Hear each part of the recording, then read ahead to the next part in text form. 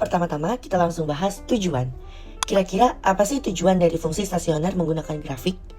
Tujuannya yaitu untuk menentukan titik di mana perubahan dalam fungsi berhenti sejenak, yaitu ketika turunan pertama ataupun kemiringan fungsi tersebut sama dengan 0. Dalam grafik, titik stasioner ini biasanya terlihat sebagai titik puncak, lembah, ataupun titik datar yang dapat menunjukkan pertama, titik maksimum lokal, di mana fungsi mencapai nilai tertinggi dalam suatu interval. Lalu yang kedua, titik minimum lokal, di mana fungsi mencapai nilai terendah dalam suatu interval. Lalu yang ketiga ataupun terakhir yaitu di mana fungsi berubah arah, meskipun tidak selalu berubah puncak ataupun lembah. Dengan menggunakan grafik, kita dapat mengidentifikasi titik-titik ini secara visual dan juga lebih memahami perilaku fungsi di sekitar titik stasioner tersebut. Baik, selanjutnya saya akan menjelaskan definisi dari fungsi stasioner menggunakan grafik dan turunan fungsi trigonometri.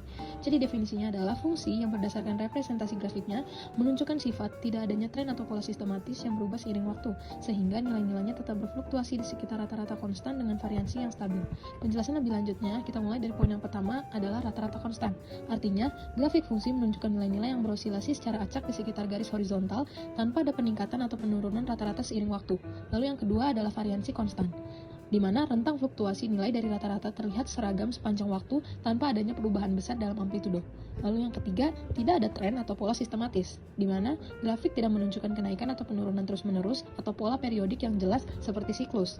Lalu yang terakhir adalah yang keempat, itu adalah fluktuasi acak, di mana perubahan nilai-nilai fungsi terlihat acak tanpa pola yang dapat diprediksi. Baik, saya akan menjelaskan mengenai konsep umumnya. Saya akan Gini Suhaidi.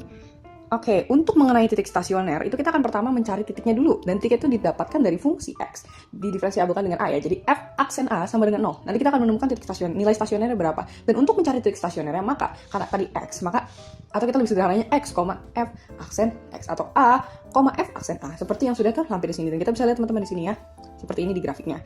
Lalu, kalau kita lihat, ini ada penurunan dan kenaikan. Ketika dia sudah turun F aksen A sama dengan 0, akan turun ke F aksen B, dan itu berhubungan dengan jenis-jenis stasioner, di mana untuk menentukan uji tanda F aksen X itu bisa dengan pertama itu menggunakan hasilnya. Jadi kan ketika kita menghitung F aksen X-nya itu kan akan menghasilkan beberapa daerah uji gitu, X sama dengan A dan X sama dengan B. Dan dari situ kita bisa menyebutkan bahwa F aksen A jika itu lebih besar dari 0 dan F aksen B-nya lebih kecil dari 0, maka jenis stasionernya adalah maksimum. Dan jika F aksen A lebih kecil dari 0 dan F aksen B lebih besar dari 0, maka jenis stasionernya adalah minimum. Jadi untuk maksimum dan minimum, keduanya itu saling bertolak belakang. Pokoknya kalau F aksen A-nya lebih dari 0, itu maksimum. Kalau F aksen A-nya lebih kecil dari 0, maka itu adalah minimum. Nanti B-nya akan bertolak belakang dengan A. Dan untuk F aksen A lebih kecil dari 0 dan F aksen B-nya lebih kecil dari 0, begitupun sebaliknya. Itu adalah jenis stasioner belok. Lalu, jika kita bisa melakukan tahap selanjutnya, bisa juga dengan cara uji turunan kedua. Jadi, F double aksen X misalkan. Nah, kita substitusi X sama dengan C ke turunan kedua fungsi Fx. Lalu, ada beberapa kriteria yang memenuhi. Menurut saya ini lebih mudah ya teman-teman, karena jika F double aksen C lebih kecil dari 0, itu jenisnya adalah maksimum. Dan jika F double aksen C lebih besar dari 0, itu minimum. Jadi kalau lebih kecil di sini, itu maksimum, lebih besar minimum. Dan kalau sama dengan 0, maka jenisnya adalah belok. Seperti itu. Untuk contoh soal pertama adalah tentukan koordinator titik stasioner dan jenis titik stasionernya untuk fungsi fx sama dengan x pangkat 4 kurang 2x pangkat 2. Pertama-tama untuk menjawab pertanyaan ini adalah turunkan fungsi tersebut yang akan menghasilkan fx sama dengan 4x pangkat 3 kurang 4x. Kemudian kita buat persamaan dari fungsi tersebut. Karena nilai stasioner diperoleh saat fx sama dengan 0, maka persamaannya menjadi 4x pangkat 3 kurang 4x sama dengan 0. Setelah ada persamaan, kita akan memfaktorkan persamaan tersebut menjadi 4x kurang x kuadrat kurang 1. Nah, karena x kuadrat kurang 1 adalah sebuah rumus, yaitu a min b kali a plus b, maka x kuadrat min 1-nya kita jabarkan, yang akan menjadi 4x kurang 1 kurang x tambah 1 sama dengan 0. Setelah difaktorkan, kita bisa mencari tahu x itu berapa dengan cara 4x sama dengan 0, maka x adalah 0, kemudian x tambah 1 sama dengan 0, maka x adalah min 1, dan yang terakhir x min 1 sama dengan 0, maka x adalah 1. Setelah masing-masing x sudah ditemukan, kita bisa mencari y dengan mensubstitusi x sama dengan 0, x sama dengan 1, x sama dengan min 1 ke fungsi awal. Seperti pada slide, f0 sama dengan 0 pangkat 4 kurang 2 kali 0 pangkat 2 sama dengan 0, kemudian f1 sama dengan 1 pangkat 4 kurang 2 kali 1 pangkat 2 sama dengan min 1, dan yang terakhir, f min 1 sama dengan min 1 pangkat 4 kurang 2 kali 1 pangkat 2 sama dengan min 1. Setelah menemukan hasil-hasil ini, kita akan membuat garis bilangan untuk mencari titik stasionernya. Untuk mencari titik stasionernya, kita akan membuat garis bilangan dari min 1, 0, dan 1. Untuk menentukan plus dan minnya, kita bisa melihat dari pangkat tertinggi dari fungsi tersebut. Karena pangkat tertinggi adalah 4 dan 4 adalah genap, maka positif akan dari kanan dan menjadi negatif ke kiri, positif dan negatif lagi. Sekarang kita akan membuat titik minimum dan titik maksimumnya. Jika min, maka turun, dan jika plus, maka naik. Maka menghasilkan garis bilangan tersebut. Lalu kita bisa simpulkan bahwa titik min 1, min 1 adalah titik minimum, kemudian titik 0,0 adalah titik maksimumnya, dan titik 1, min 1 adalah titik minimumnya. Oke, tadi kan contoh soal yang pertama udah ya. Selanjutnya saya akan menjelaskan untuk contoh soal yang kedua. Di sini, tentukan titik stasioner, interval fungsi naik dan fungsi turun pada fungsi trigonometri y sama dengan sin x plus cos x. Untuk x lebih besar dari 0, kurang dari 360 derajat. Nah, bagaimana cara kita jawabnya?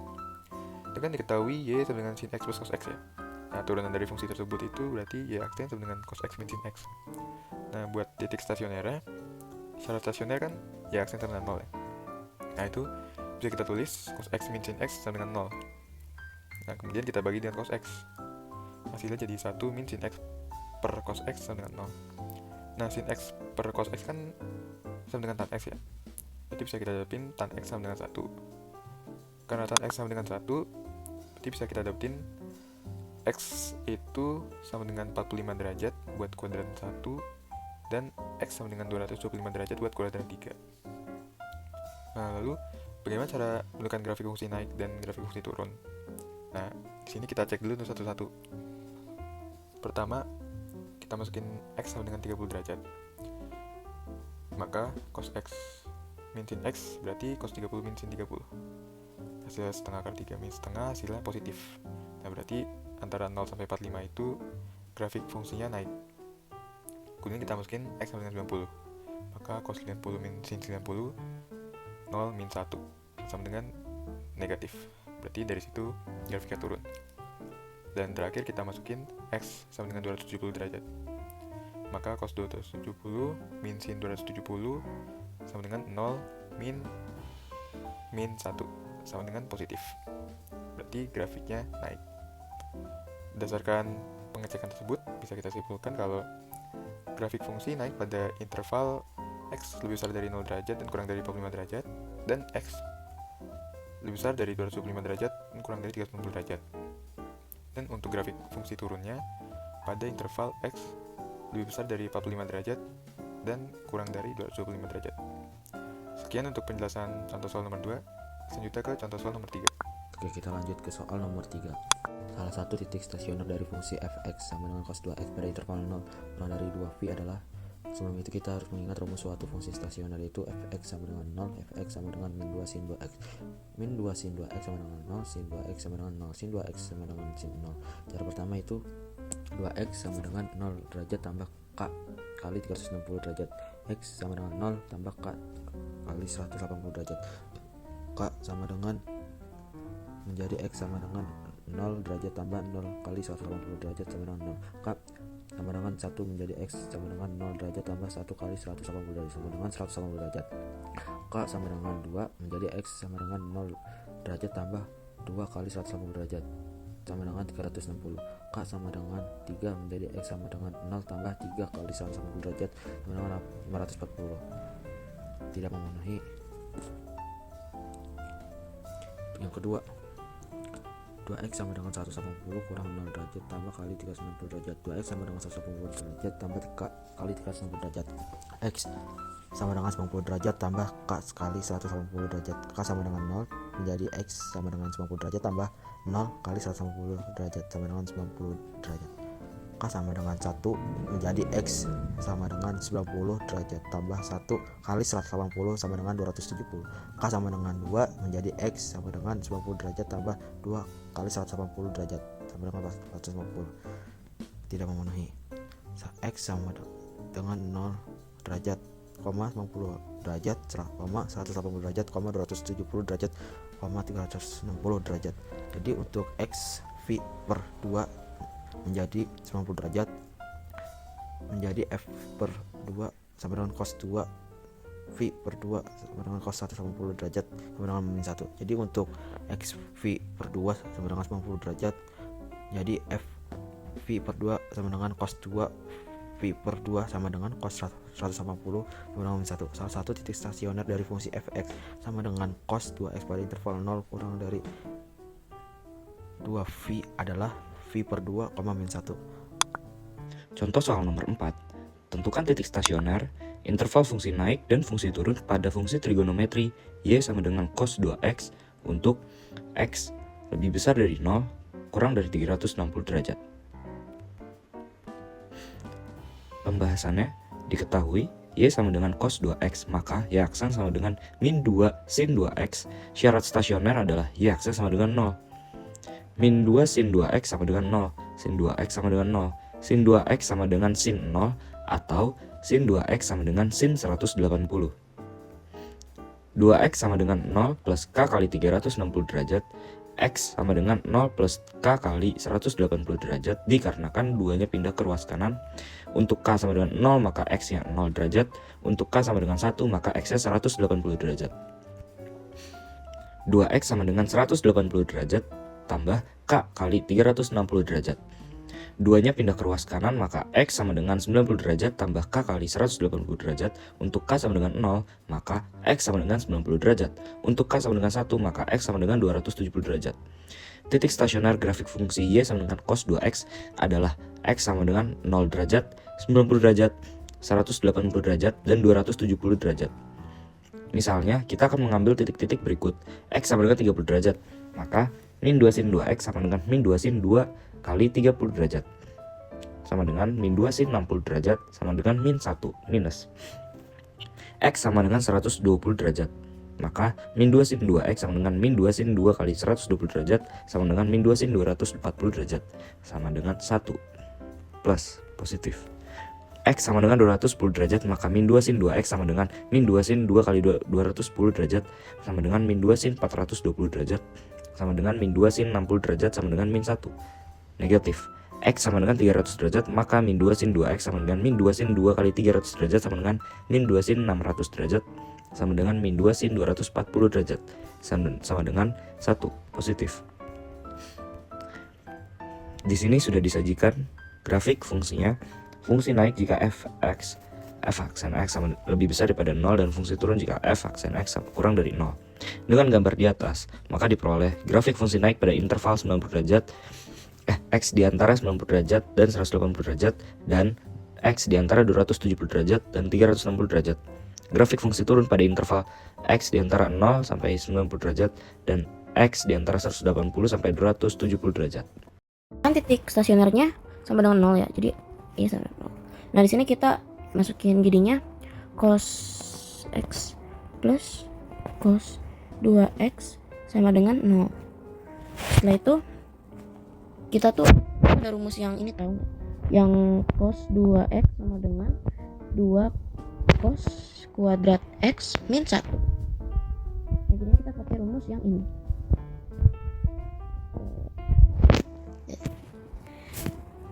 Jadinya cos X plus 2 cos kuadrat X min 1 sama dengan 0. Setelah itu jadinya kita beri 2 cos kuadrat X plus cos X min 1. Kalau udah di sini kita bisa misalin, jadi semisal 2 P sama dengan cos X. Jadinya di sini kita punya 2P kuadrat ditambah P min 1 sama dengan 0. Nah kalau udah kayak gini langsung kita faktorin aja guys. Yang hasilnya adalah 2P min. Nah, ini di sini yang memenuhi yaitu 2P min 1 sama 2P plus 1. 2P sama dengan 1. P-nya jadinya setengah atau P sama dengan min 1. Setelah kita tahu dia hasilnya P-nya setengah sama min 1, jadinya cos X sama dengan setengah. Nah, X yang memenuhi itu pokoknya cos berapa yang hasilnya setengah, tapi harus di interval 0 sampai 90. Jadinya yang memenuhi adalah 60 derajat. Nah, yang min 1 ini juga sama tuh. Cos X sama dengan min 1. X-nya cos berapa dari interval 0 ke 90 yang hasilnya min 1. Nah, ternyata di sini yaitu tidak ada yang memenuhi ya.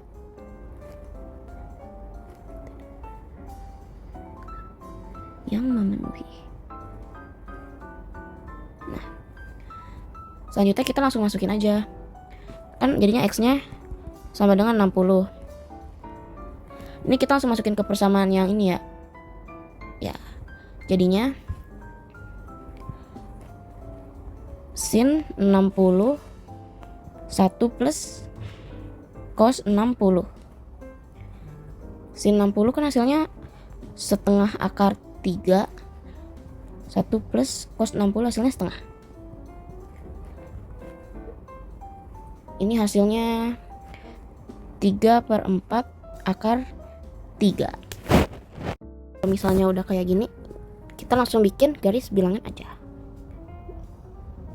Kita taruh X-nya di tengah-tengah. Jadi di sininya 60. Aku mau misalin yang di sisi kiri, misalnya di sini 30, di sininya 90 ya.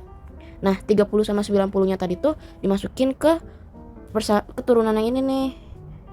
Ya.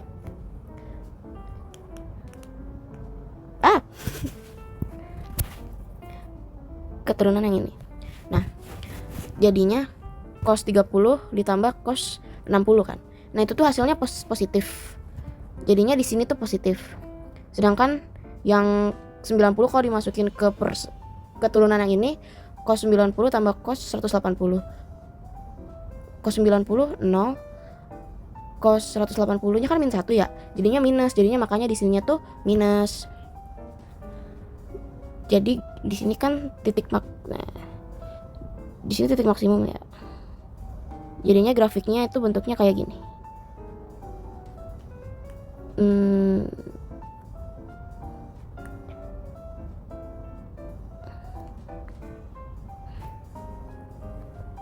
Jadinya titik maksimumnya yaitu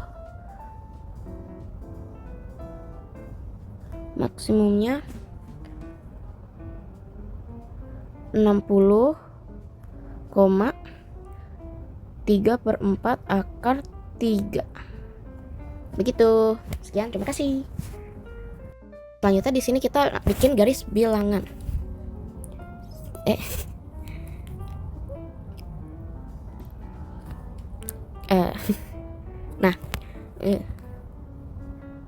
Nah, di sini kan kita udah dapet ya X-nya yaitu 60.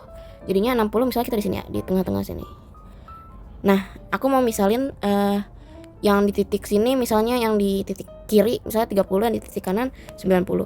Nah, ini tuh langsung aja dimasukin ke persamaan yang turunan ini. Jadinya cos X plus cos 2X. Kalau misalnya udah kayak gini, kita langsung bikin garis bilangan aja. Kita taruh X-nya di tengah-tengah. Jadi di sininya 60. Aku mau misalin yang di sisi kiri, misalnya di sini 30, di sininya 90 ya. Nah, 30 sama 90-nya tadi tuh dimasukin ke keturunan yang ini nih. Ya.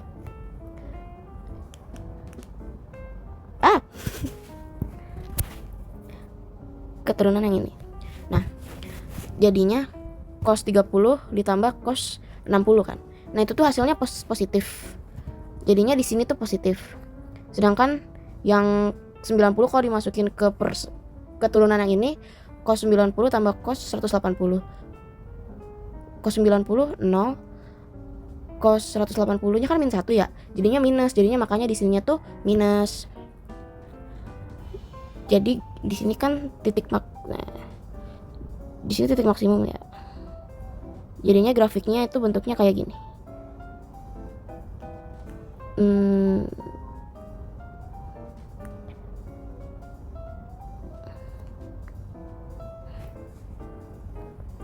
Jadinya titik maksimumnya yaitu maksimumnya